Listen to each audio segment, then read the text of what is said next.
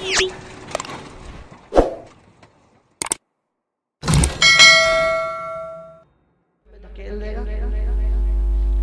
कुछ दिन पहले बेचारा एक संभल का बूढ़ा, संभल का संभल का बूढ़ा वो बेचते तब फिरकनी है क्या फिरकनी बेचारा। अब उसने उसका कोई मकसद नहीं था, वो तो भाई ताकि लोग उसके पास आते और उसे रिस्क मिलता। बेचारा बड़े हलाल की रोजी कमा रहा था, मेहनत की रोजी कमा रहा था। उसकी कोई ऐसी वो नहीं, उसकी जबान से निकल गया ओम फो। क्या निकला? ओम फो। और कि धर्राटे, उसका कहना था भाई इसकी स्पीड ऐसे धर्राटे वही तो थी। उनने कह दिया ओम फो धर्राटे काट रही। यही बात है ना, यही बात है।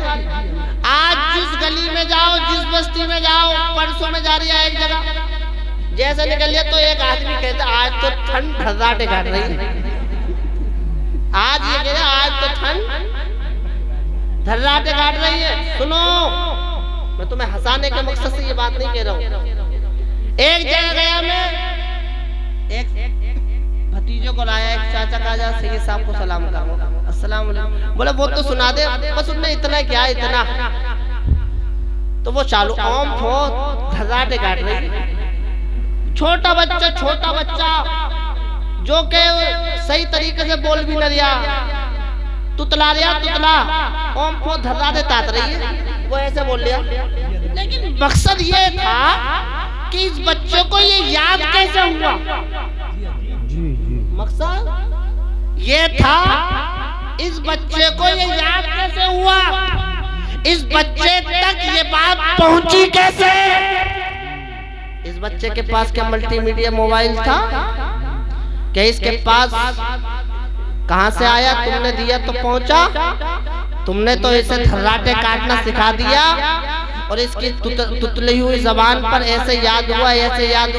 चचा आ रहा है तो कह रहा ओम फो धर्राटे काट रही, फुप्पो आ रहा है तो ओम फो धर्राटे काट रही है। ए प्यारे, अगर इसकी जबान पर अरे ओम फो धर्राटे काटना याद हो सकता है तो कसम खुदा की इसी बच्चे को नमाज़े जनाजा भी याद हो सकती है, इसी बच्चे को कलमा तैयबा भी याद हो सकता है, इसी बच्चे को इस्लाम के अहकामात भी याद हो सकते हैं। अरे काश तूने इस बच्चे को अरे फिल्में न सिखाई होती, इस बच्चे को गाने न सिखाए होते, इस बच्चे को तूने ये डायलॉग बाजी न सिखाई होती। अगर सिखाई होती तो मुस्तफा की हदीस सिखाई होती, अगर सिखाया होता तो कुरान सिखाया होता, अगर सिखाया होता तो आदाब सिखाए होते, अगर सिखाए होते तो मसाइल सिखाए होते। फिर तू कसम खुदा की इस बच्चे को कुरान सिखा देता, कुरान की तालीम सिखा देता, तो कसम खुदा की तो हदीस मुस्तफा का मिज़दाक़ बन जाता, जिसके बारे में मेरे नबी ने फरमाया खैरुकुम मन तअल्लमल कुरान व अल्लमहु, तुम में बेहतर वो है जो कुरान को सीखे और सिखाए। मेरे नबी ने ये न फरमाया था कि तुम में बेहतर वो है अरे जो दूसरे को गाली देना सिखाए, तुम में बेहतर वो है ये जो एक दूसरे को बदी करना सिखाए। ये फरमाया था ए लोगों सुन लो, तुम में बेहतर वो है जो कुरान को खुद भी सीखे और कुरान को दूसरों को। सुभान अल्लाह, नारे तकबीर, नारे रिसालत, फैज़ान गौसे आज़म, मसलके आला हज़रत दीन इस्लाम। बताओ ये बात नहीं है? तुमने बच्चों को सिखाया तभी तो सीखा ना। इन्हें धर्राटे काट लिया और ये तो अब काट लिया धर्राटे, जब बूढ़ा हो जाए तो फिर धर्राटे काटे। बात सही है ना? फिर कारी इसराइल के पास मौलवी मुज़म्मिल के पास आ जा, बोले ताबीज़ कर दो। बोले क्या? कि जब से ये इसकी शादी हुई है ना इतने धर्राटे काट रहा है, इतने धर्राटे काट रहा। सुन ले क्यों धर्राटे काट रहा, अब ये भी सुन ले, ये भी सुन ले। इसलिए कि तूने सब कुछ तो इसे सिखाया। तूने कुरान की तालीम अगर दी होती ना तो अगर इन्होंने कुरान को समझा होता और इन्होंने कुरान की आयत पढ़ी होती ना, उफ़्फ़िन वला तनहरहुमा वक़ुल लहुमा क़ौलन करीमा। अगर उसने कहा, अगर इसने ये कुरान की आयत पढ़ी होती, समझी होती, तो तुझे उफ तक न कहता, तेरी शान में गुस्ताखी न करता। अगर करता ना तो तुझे दूर से सलाम करता, अगर आता तो ये अपने बिस्तर से खड़ा होता।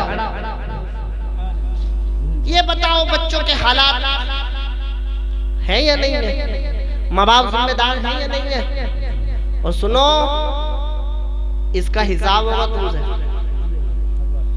रब कहेगा, अब बताओ जिसकी औलाद ना होती है, कोई मजार छोड़े, कोई इमाम छोड़े, कोई पीर छोड़े, जिसके अंदर कोई डॉक्टर छोड़ दिया कि दुआ कर दो औलाद हो जा, कितनी बड़ी नेमत है। और जब अल्लाह ने इतनी बड़ी नेमत से नवाजा तो तूने इसे खड़े होके खाना तो सिखा दिया, तूने इसे खाना खड़े होके तो सिखा दिया, गालियां देना तो सिखा दिया। और एक बात और सुन लो प्यारे, बड़ी अहम बात कर रहा हूँ। जब ये गाली देना सीखता है ना, गाली देना सीखता है, तो घर वाले इतने खुश होते हैं, इतने खुश होते हैं जैसे कि इनने कोई कुरान खानी कर ली। बात सही है ना? और फिर चचा हो, ताया हो, फुप्पो, अगर कोई आया है तो गाली बकवाते उसे ऐसा छेड़ते हैं, वो गाली बके, उसे प्रवोक करते हैं गाली बकने पर। वो कहते हैं वो ये गाली बकता, बड़े हंस के कहते हैं, काश जैसे इसने गाली बकी थी ना पहली, तो इसकी जुबान को पकड़ लेता तो समझाता, बेटे गाली बकना अच्छी बात नहीं है, गाली बकना ये तेरे नबी की तालीम नहीं है। बच्चा कहता, अब्बा जान मेरे नबी की तालीम क्या है? तो तू कहता, बेटा गाली देना नहीं बल्कि सबको सलाम करना तेरे नबी की तालीम। सुभान अल्लाह, सुभान। लेकिन भाई तूने क्या करा, तूने क्या करा? और सुनो, हर दौर में जितने बड़े बड़े तुमने ये उलमा को सुना, जितने बड़े बड़े औलिया को जाना पहचाना, गौस पाक को, गरीब नवाजों, मुजद्दिद अल्फसानियों, आला हजरतों, किसी न किसी शख्सियत के पीछे किसी न किसी शख्सियत का रोल होता है। सबसे ज्यादा इंसान की जिंदगी में रोल उसकी माँ का होता है। क्या? उसकी माँ का रोल होता है। माँ का होता है या नहीं होता है? मेरे नबी ने अभी तो फरमाया, पहला मदरसा माँ की गोद है। और फरमाया उतलुबुल इल्म, क्या नाम है भाई, क्या नाम है? अब्दुल मुस्तफा। कोई बात ना, मुझे डिस्टर्ब नहीं कर, अगर मैं इधर कर दे जाऊं। मैं माँ की गोद पहला मदरसा, किसकी गोद? मेरे नबी ने फरमाया, उतलुबुल इल्म मिनल महदी इलल लाद, इल्म दीन हासिल करो माँ की गोद से कब्र जाने तक। यही फरमाया। सुनो सुनो, माँ जब नेक होती है ना, माँ जब अच्छी होती है ना, माँ जब सच्ची होती है ना प्यारे, तो बच्चा कोई दुनियादार पैदा नहीं होता। अगर पैदा होता है ना बच्चा तो गौसे आज़म पैदा होता है।